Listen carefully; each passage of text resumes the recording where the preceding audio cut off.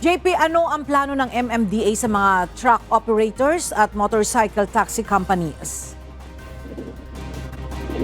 Ella, ayon kay Attorney Victor Nunez, ang head ng Traffic Discipline Office ng MMDA, sa Huwebes, December 12, ay pupulungin nila yung mga truckers at mga motorcycle taxi companies. Sa ngayon, papadalhan na sila ng mga sulat para nga imbitahan. Gayon din yung mga ahensya ng gobyerno na may kinalaman sa pagpapatupad ng mga batas trapiko. Kaugnay ito nung sunod-sunod na mga naging aksidente kamakailan na kinasangkutan ng mga truck sa Quezon City sa C5 at sa Parañaque City na ikinasawi ng ilang individual.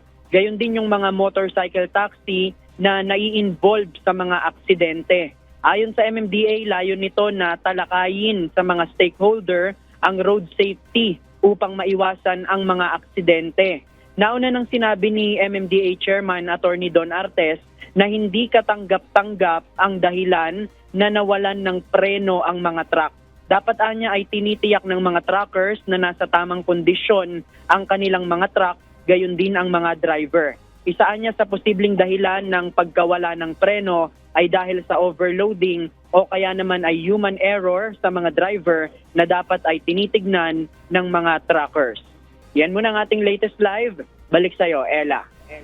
Maraming salamat, JP Nunez, live na nagulat mula sa Manila.